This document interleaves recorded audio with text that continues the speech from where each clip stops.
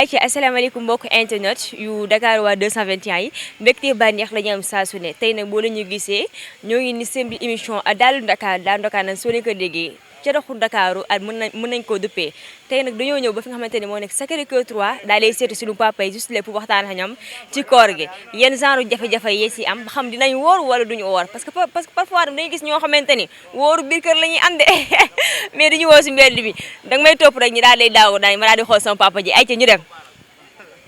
salaamaaleykum. waaleykum salaam. papa nuyu naa la. maa ngi lay fay bu wér a wér. mbaa yaa ngi si jàmm. sant yàlla alhamdulilah. tur bi naka la sant bi. man Ngañ Fall laay tudd. Ngañ Fall. waaw. Fall Njaga Yaaram. waaw Fall Ndiaga Yaaram. sant bi neex na de. ah yow noo sant. man Sow laa sant. Sow Pula Jëlaan Kaar Pulaar. eh. mi sikkunaay jaaraam ko Sow Pula Jël. kon sama mbokk la. waaw. papa tey ñi nga xamante ne moo nekk Dakar waa 221. tey ñoo leen sees woon juste pour waxtaan ak yéen. si koor gi. ba xam koor gi li nga xamante ne moo di temps bi ba xam dina changer si yéen seen i liggéey wala. waaw dina changer tuuti parce que xam nga xale yi boo yoree garage yore ay xale bu xiifee moom pour mu liggéeyal day xaw a métti xëy na suba gi ngay profité mais bu ñu xësee ba julli àjjuma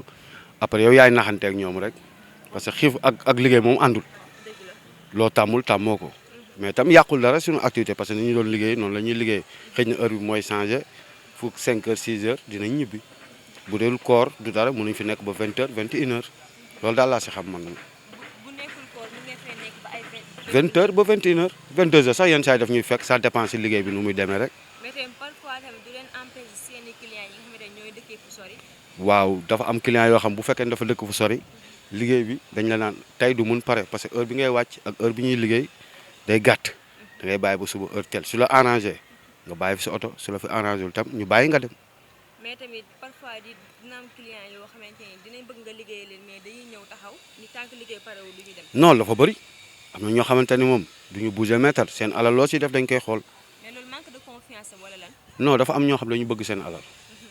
du ñàkk confiance parce que nit ki boo yëkkatee lu toll ne ay millions jox ko ñàkkatoo si moom confiance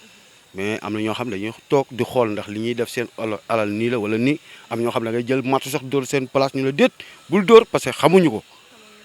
ko te alal dafa sax si xol noonu la demee. kon daal mën nañu daal moment bi daal garage bi liggéey bi moo ngi dox bu baax a baax. non alhamdulilah mi ngi dox ndànk daal ñu ngi góorgóorlu rek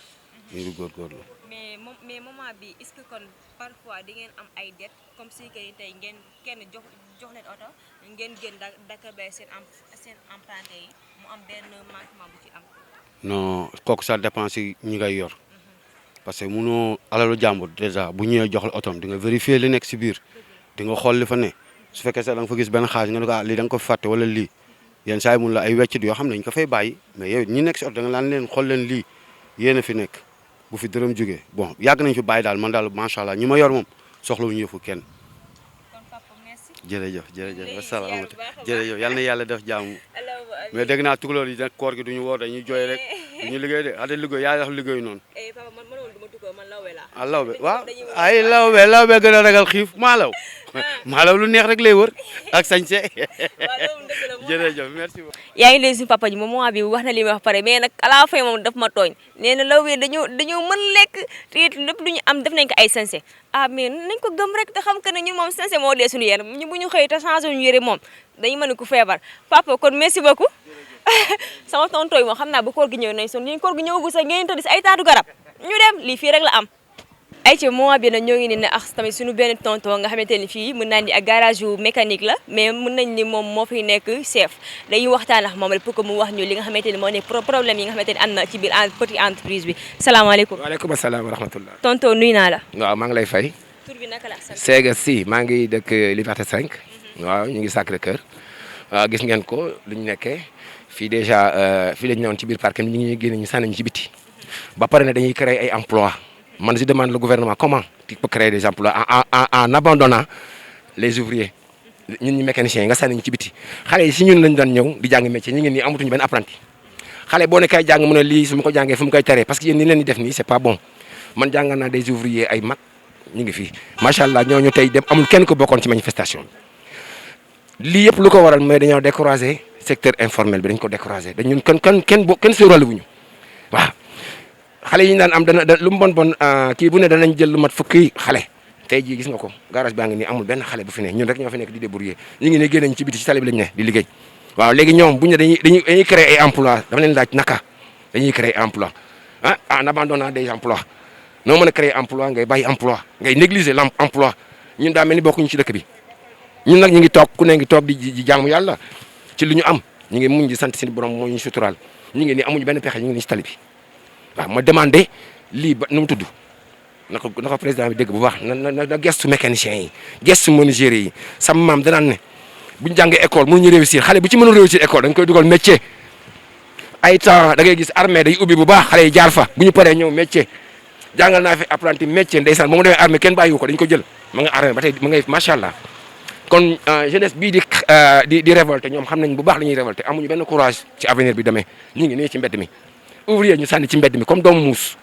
mécanicien ñu sànni ci mbedd mi kenn toppatoowu leen ni ngeen def école yi wax dëgg yàlla mënu ngeen ko def mécanicien yi waaw man maa ngi am 53 ans jàngal naa lu mu bon fukki xale ñooñu kenn ku nekk ñu ngi tedd mais ñoom ñëpp ñu ngi nii ci mbedd bi ak man kenn amul foo tare lii mooy suñu problème waaw ñu bàyyi mairie localité yi ñuy def ni mairie yi c'est pas bon nañ jël cité yi def ci parce que ñun cité bi dañoo soxla mënuñu ñoo jël dankaloo ñu boole ñuy benn béréb yóbbu ñu ay jam ñaajo c'est impossible waaw na gouvernement ut pexe si ñun bu ko defee man de am naa yaakaar ne affaire yu jeunesse bi day jeex jeunesse bu dugg si école bu réussirul dana mën a daagu si ñun ut métier bi c'est un métier noble du métier boo xam ne kenn war na ko caaxaane te li ñuy def nii bu ñu ko continuer du tey dans l'avenir dañ ko gis trop parce que ñaanuñu yàlla ay Ivoiriens ñoo fi di dépendre suñu oto yi ñaanuñu ko yàlla te xam naa ci li ñuy jublu parce que ñëpp découragé nañ di neexul découragé la tudd ñu ngi ne si biti la ñuy sànni ñu ngi sali bi mais nag ñun tam il faut ñu am lu ñuy jox suñu njaboot mënuñu toog courage di basé ci ñu bàyyi ci gouvernement waaye may nañu gouvernement bi yëg ñun ñu mën a jël xale yi waaw am na quelques ndaw yu fi ne mais ay pël Fuuta lañu ñooñu du ñu regretté mukk manifestation ba mu amee kenn génnul faaluwuñ ko parce que liñ leen di jox doy na leen comprendre nga ñooñu jooyuñu mais nañ jox gëdd garage yi nañ dundal borom métier yi fi ne ñu jàngal xale yi métier mooy jëmal kanam réew loolu rek laa amoon lu mu leen di wax. mais depuis kañ yéen a ngi liggéey fii. def nañ 35 ans boobu kër amu ko fii 35 ans ñu ngi fii fu ne ñu torturé ñu mais ku ñëw ak sa façon ñee bañ ñee dañu nax nañu dem nañ côté cité góor gi ñu dem cité góor gi boobu y avait une camp ki fa nekkoon camp bu banal moo fa nekkoon boo xam secret ñu nekk fa def nañ fa 10 ans ñu jëlee ñu ñëw Ablaye ba mu yéegee la ñu jëlee foofu def fa tali ñu daaw ñu dugalaat ñu fii ci parc bi def nañ fi 5 ans comprendre ñu dem ba yàgg maire bi nekk fii moom maire yi fekk ñu fi génne ñu ci parc bi mu nekk àllub ndung yàlla dafa ñu sutura suñu benn collègue bu baax amal ñu benn place fa la ñuy liggéey mais kenn may ñu jàmm ñun daal daa mel ni bokkuñu ci réew mi métier mooy nit lii don la suñuy maam xamuñu ko woon mais yàlla dafa ñu ko indi mu nekk don boo xam bu ko gouvernement bi toppatoowee waxatuma la jeunesse bi taxawal du ko am ak armée bi nga xamante ne pour mu jël nit ñi ci armée bi bu baax xale jeunesse da nga leen dugal ci armée ñu jaar information bu ñu fa jógee dañuy xam luy kii moo waral lii yëpp xale yi xamuñu ko xale yi xamuñu dara kenn yaru leen école ba kañ am na ñoo xam du école rek moo leen jox dañuy dund dañuy wax ne dëgg am na ñoo xam du école rek moo leen di dundal il faut ñu wax ko te dee école bu xale bu fa du ñëpp mën a dem nekk secrétaire du ñëpp mën a nekk kii ci école bi mais métier bi sëñ bi lii gouvernement bi war ko woon sax seetaan di leen def bloc di leen boole di leen naan xaar ñu sànni non mais c'est pas ça fii ñaata oto fi ne calculer lii business bi si mën a génn ak xale yi tey courage bi ñu mën a am xale yi bu ñu gisoon lii c'est un bon avenir gouvernement topp na ko xale yi duñu nekk di sànni xeer ci mbedd bi dinañ ñu jàng métier dinañ ne man aw métier su ma duggee fi damay am métier te sa métier la c'est noble su ma ko amee ëllëg lan lay am mais loolu la gouvernement bi war a jublu bay ñëpp ko mën xale doo ko seetaan xale bu amul métier xale bu amul métier c'est mauvais mais fi mu ne dañuy entraîner les jeunes lan lañ leen entraîner ñu def chauffeur wala nekk ci mbedd mi di raxas ay oto wala jël ay kalandoo di dawal mais moo tax dëkk baa ngi nii dëkk bi tout est pourri oto yeegi circulation bi xataay beeg yëpp loolu la ñii ña nga daw ca commerce ba kenn mënu la ko wax mais commerce jeune da ngeen di encouragé ñoo am ay métier dafa baax lii di tailleur métier la lii di menuisier métier la lii di métallique métier la gouvernement bi côté boobu lépp lu mu mënta wax te dafa demul côté boobu mi ngi daanu na moytu ñun ñooñu topp ko naan ko di lii na dem ci métier bi secteur formel bi muy ouvrier yi na dem ci ñoom yónni ay nit ñu saytu leen xam ñan la ñu mën a jël ndaw yi ñuy liggéey ñun amul benn ndaw boo xam ne dina liggéey si ñun di ko regretté fin moo jot nga am looy jooy doy amul si ñun bien vrai que ñu ngi ne ci biti mbedd mi mais yàlla ak ñuy suturaal ñu ngi am li ñu bëgg waaw wàcc gu ñu nag ci tali bi waaye nag ñaanuma yàlla bis ñooñu taxaw ñooñu bis bu ñu taxawee Sénégal xam ne ñii manqué na leen yow amoo ko doon la say maam doon wuñ ko yàlla indi na ko avenir bi nga war a toppatoo la muy un secteur de métier waaw nañ ko toppatoo lii di tailleur lii di mécanicien lii di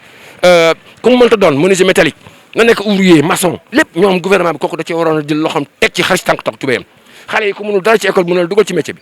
surtout armée bi mën na gën a yokk rangas bi xale yi mën a jàng ñu yar leen ci armée bi parce que xale yi ma gis ni ñu génn awuñu armée yaruñu parce que bu yewoon ci garage yi aw armée billahi dañuy yaru li fi am nii c'est kii la bon bi ñu fi def duñ ko def te xale yi xamuñu dara ñoom dañoo ñëw rek il asi parce que loolu la ñu xam da ngay yeewu doo am loo lekk nañu wax dëgg sa papa di débrouiller sa yaay di débrouiller kenn amu ci jàmm mais nañu wax dëgg avenir boobu xale yi dañ naan y a plus quelque chose de wax li ñuy def mooy ñu yàq te loolu baaxul ci yéen ñi nga xamante ne yaa leen yor réew mi waaw yaa nañu yàlla musal saytaane ma kii leen bu baax non lii affaire bi nañ lay am association boo am mu yàqu loo am mu yàqu xam nga affaire bi fi xoolal fu muy jóge tey président nee na temps d'emploi moom am na yéene pour nit ñi moom am na mi ngi sa poche jox naa la ko mi ngi sa poche am na yéene pour nit ñi président man sama nit la man maa ko bëggal sama bopp am na yéene man gis naa ko mais na xoolal entourage am na xool bu baax ñi muy jox parce que sénégalais yëpp a yem nit ñi ñëpp a yem bu la si kenn ndax doomu aadama ñëpp a yem ku de sa intérêt la fa teg tey ji su ma ñëwoon ba nga ma ne paquet baa ngi nii samay mbokk laay njëkk a seet te loolu dafay jeex nit ki da ngay seet ku am métier nga dem ci moom nga saytu ko ñun ñi ay doomu réew mi lañ mënuñu dem étranger fii lañ mën toog pour tedd te mënoon nañu fay tedd bu yàgg si kaw lan mu awoon yoon bu awoon yoon tey ji ku yéeg di nga noppalu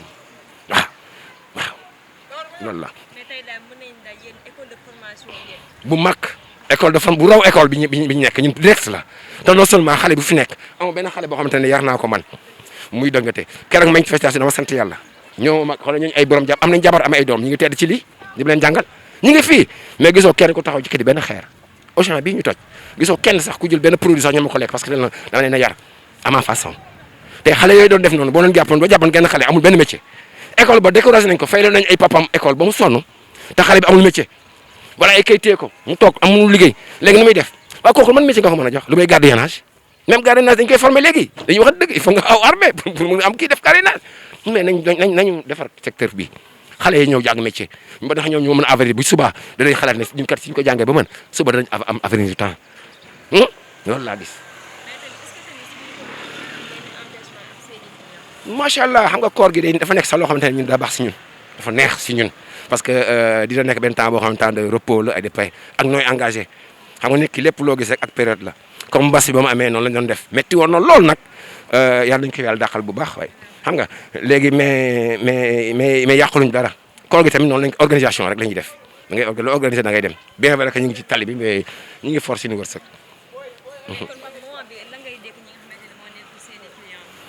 moo nekk samay si ni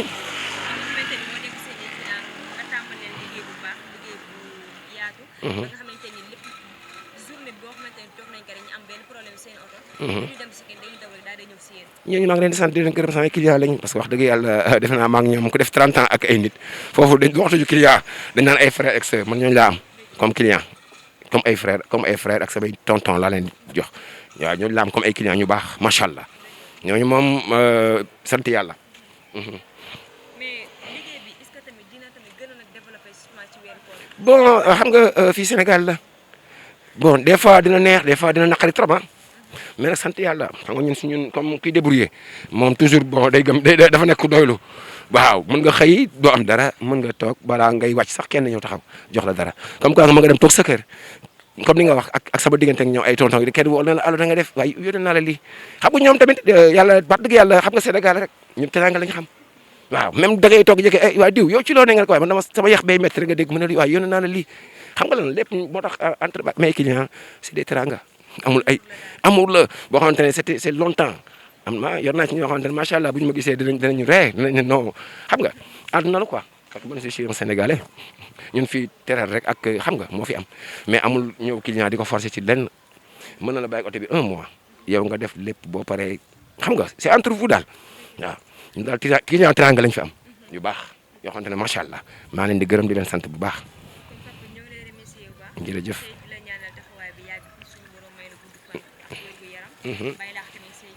amiin amiin amiin que le gouvernement nous entende il est temps noonu gouvernement bi dégg te bañ a jël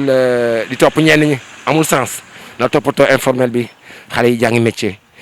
xale da nga koy jàngal ne ko dama uti métier waaw manifestation bi nee na bon xam nga rek àdduna lu ko fi indi yëpp mooy xale yi dugg ñu ci garage yi di jàngi métier amuñu benn espoir parce que bu ñu ñëwee xool lii mais duñ jàng métier koo ne lii la ñuy def xoolal kii occupé yow daal di une place comme ça nga daal di yow dàq ouvrier dafa mel nga ñëw école imagine nga di fekk xale yi jàng génn ci biti mais nu muy demee lii moo ëpp sax solo école parce que direct la formation yooyu ñuy def ay Thiès ak guddal xale yi la ndax xale jóge na Thiès ñëw fekk ma fu muy liggéey mu ne ma Tons ma ne ko waaw mu ne ma li ngay def ni billahi Tons mënu ma ko te maa ngi sama diplôme mais nañ jox xale yi pratique bi ay ponk la ngi fi yoo xam mën nañ ko ñun kenn dem Europe di taxawal sama apprenti bi gën a dee moo ne Europe moo ngan di garage la fa bi day taxawalul waaw ñoom tubaab yi gëm ñooñu gëmee noonu ñun nègre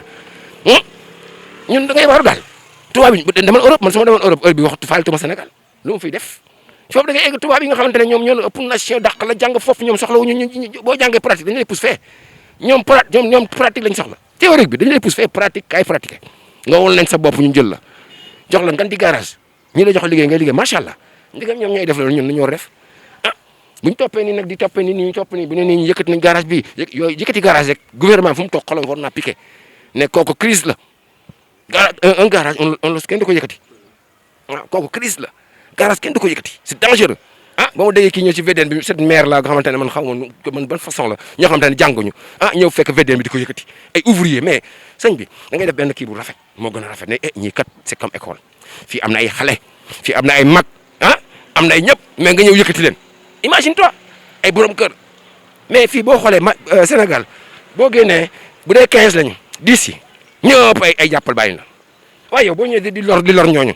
fu ñu demee ñoo fay leen weer benn ay doomu réew mi lañu ñun ñu ngi dëkk Liberté 5 gii fii àll la sama kanam ba ma màgg toll nii Liberté 5 laa dëkk kon xam nga ne fii kenn jiitu ma fi lu ko fi waral mooy ñoo xamante ne lan ay kër loué ku am sa étage dem loué 100 millions au lieu nga dem investir jël say doomu Sénégal nga 100 millions yi dem di ko kër loué toog mais kooku kañ la ñuy dem ñëpp ñu ngi wekk ko ci gouvernement mais du dem mais fu muy jëm mais xoolal état yëpp amul benn borom kër bu fi dëkk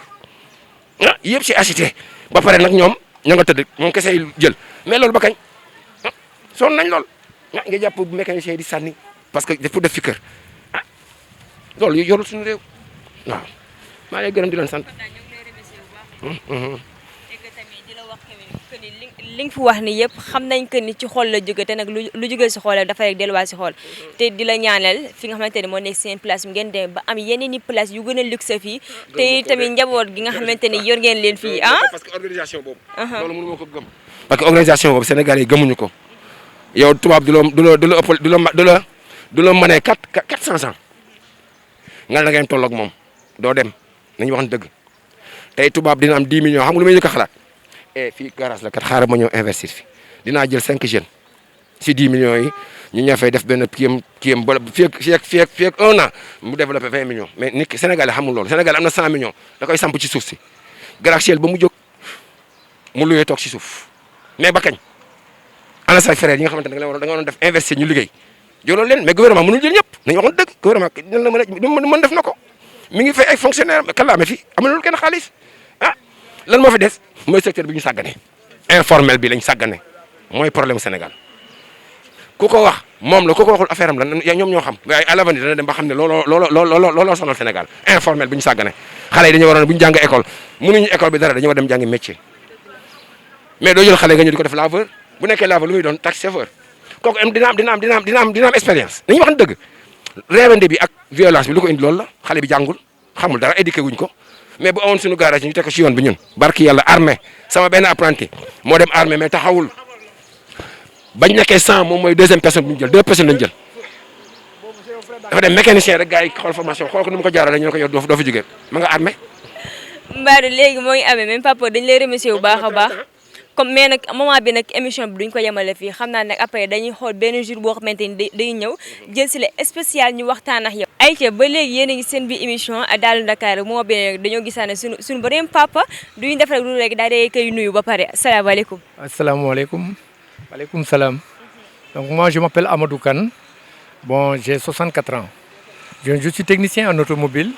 J'ai mon CAP mécanique, cap mécanique, frade mécanique, CPAT mécanique, permis léger lourd, semi-remorque, transport en commun. Donc j'ai été formé dans l'armée. Donc je suis le chef de garage de Alfa Romeo. Bon, concernant pour surtout l'emploi des jeunes, moi je suggère à ce que les mécaniciens yi nga xam ne ñoo nekk ci mbedd mi l'État surtout avec le gouvernement de Abdou Diouf et de Senghor ils avaient créé à ce qu'on appelle des zones franches industrielles am na benn bu nekkoon Solida fii mais am na beneen bu xam ne moo nekk Mbao bu ñu ubbee ay zones franches industrielles que tey chef mécanicien boo jël ñu jox ko benn domaine moom mu toog il emploie plus de 20 à 25%. léegi nag bu fekkee ku nekk dañ lay jox xaalis koo jox mu lekk ko mais bu fekkee créé nañ des zones franches industrielles mais mécaniciens yi nekk si mbedd yëpp dem liggéey et moi je suggère là ce qu'on appelle le poumon vert là vers technopole bi mais zone boobu mun nañ ko jox les mécaniciens def ko benn ngandum zone franche industrielle les gars du banlieue les gars de Dakar ñun ñëpp mun nañ dem di liggéey foofu mécanicien bi loo sori l'essentiel que tu fais un bon travail foo mun a nekk nit ñi dañ la fa soxla man daal c'est ce que je suggère loolu laay mën a wax loolu daal laa ko non koor gi xam nga wërsëg doomu adama l'essentiel tout mécanicien ou bien tout ouvrier boo mënee sa liggéey et que tu es sérieux foo heure bi ak waxtu beeg bés bu la neex yàlla daf la indil sa wërsëg waaw foo mën a nekk rek l'essentiel nga def liggéey bu baax foo nekk gars yi dañ la fay fekk waaw loolu moo am solo.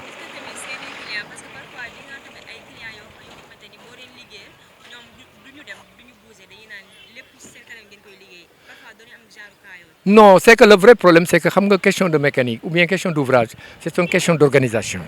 Bon, réception, parce que on ne peut pas parler de la sénégalaise de l'automobile, tu parles de CFAO wala tu parles leneen loolu yëpp li fi nekk xel maa ngi fi xam-xam baa ngi fi il y a un problème d'organisation. Man dans mon garage un véhicule si ça vient on la réceptionne xam li ci oto bi xam lu mu fi bàyyi et que le délai là coûte que coûte s'il y a des imprévus diggante moom imprévu on t'appelle on te fait signaler que on devait te livrer ton véhicule aujourd'hui mais malheureusement tel et tel et tel et tel mais date bi nga la ko jox on le respecte da nga fekk sa oto ñu laver ko nettoyer boo ñëwee jox la clé tu passes à la caisse nga fay voilà mais sur quoi c'est un problème d'organisation waaw.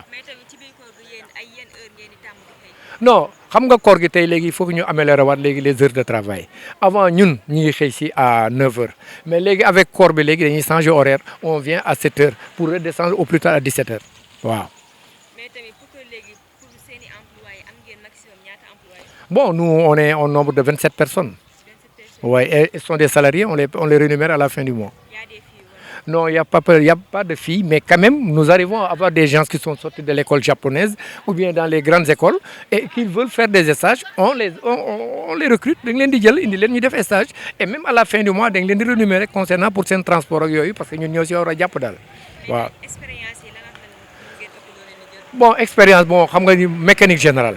mais xam nga la tôlerie c'est pas lu nga xam ne dañ la koy jàngal nii tôlerie il faut nga pratiquer pour mën a xam lan mooy tôlerie la mécanique tey li xam ne avec les nouvelles technologies toujours les données ça change oto yi njëkk yeeg oto yi léegi bokkul il faut nga jàng électromécanique pour mën a dépanner beaucoup de véhicules c'est ça. mais est-ce que am na emploi yoo xamante ne moment bi moo kon nañ seen liggéey ba nga ber leen. non xam nga ber leen cela veut tout dire parce que xam nga ber leen nit ki ci boppam bu nekkee di liggéey ak yow au départ bon war nga identifier ki ñu lay indil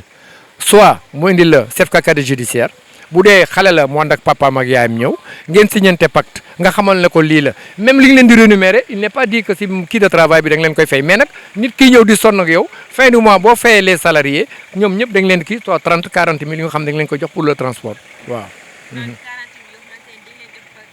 transport 30 000 40 000 pour le mois. Non, toujours mensuellement, chaque mois, dañ leen koy def. On n'a pas de sponsor. Nous, quand même, nous arrivons à travailler avec des grandes sociétés, comme DHL International. DHL International, ça fait plus de 16 ans qu'on a le parc. Nous avons travaillé avec Ageroute, ANSDL, Direction nationale des statistiques, et tant d'autres, et des particuliers, vraiment des patrons. Des gens qui ils savent qu'on fait du bon travail. Loolu moom moo tax. Bon gis suñu bopp cela veut tout dire xam nga Covid bi fu mu nekk nii am na lu mu wàccee lu bëri parce que avant yow mu doon wàccee avec 300 000 francs xëy na tous les 2 jours tey jii amatoo ko parce que tey ñu bëri c'est pas parce que seen oto dafa paanul mais ñu bëri dañuy toog seen kër tous les vieux retraités ñu seen oto tey dañuy gaare ku fiy ñëw pour réparation day fekk lu ñàkk bañ a mënu la nekk mais bu doon seen sago du def mais quand même avec notre système d'organisation un véhicule bu ñëwee vous savez les poignées de porte il faut les désinfecter le volant il faut le désinfecter le levier vitesse bi da nga koy désinfecter ak les freins à main pour ëllëg on sait jamais Covid bi mën nga ko laale foofu waaw. mais moment bi kon lan ngay xaar ci jeunesse bi. ah. moment bi lan ngay xaar ci jeunesse bi. bon man li may xaar ci jeunesse bi balaa nga naan réew mi lu mu lay defal yow da nga war a wax loo mën a defal sa réew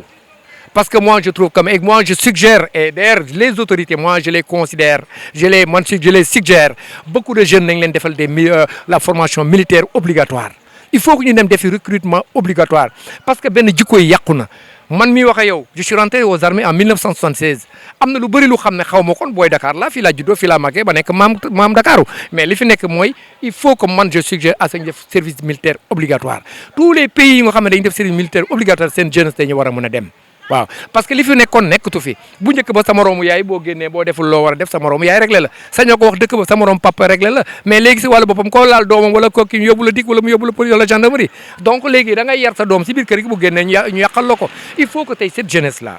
mën a xam ne que seul le travail paye adduna ku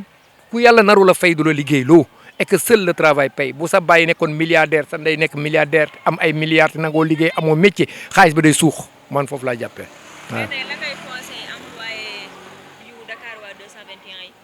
emploi mooy seen société bi bon pour le moment man je crois que seen marketing des na parce que man maa ngi leen damay gis seen gars yi mais xaw ma woon ne que benn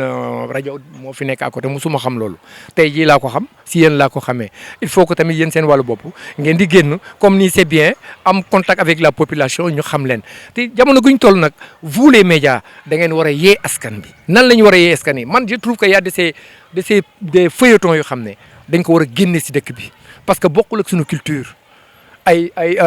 nu tati je sais pas bugguma sax wax mais boo xoolee infidèle ak yu demee noonu yooyu àndul ak sunu kii dégg nga wax tey jii xëy na bu ñu demee tey ay wiiri yooyu am na benn option boo xam ne c'est ça kii la famille sénégalaise yu demee noonu man yooyu laa xalaat daal waaw mais ñu ngi leen di gërëm di leen di sant di ñaan yàlla barkeel liggéey bi dégg nga jërëjëf merci. ñoo ngi koy remercier moom mi nga xamante ni moo ne suñu papa dégg nga li mu wax mais na conseillé na jeunes yëpp mais na ñoom boo dee xool au fond am na leen loo xamante ni métti na leen moo di pour cadre emploi yi jeunes yi. parce que am na si jeunes yoo xamante ne war nañ mën a liggéey seen réew moo gën que ñuy dem hors de Dakar wala boog hors de Sénégal dem di liggéey yeneen réew yi. ayca merci beaucoup ami internet yu Dakar waa 221 yi tey nag lii rek moo la leen indiloon si sunu Daalu Dakar bi dégg nga ne li nga xamante ne moom la sunu papa yi wax indi nañ nag lu am solo si jeunes yi wante indi nañ lu am solo tamit si société Sénégal bi donc dañ leen jox rendez-vous à lundi prochain incha allah ñu dikkaat ak yéen seen beneen émission Daalu Dakar ayca let's go.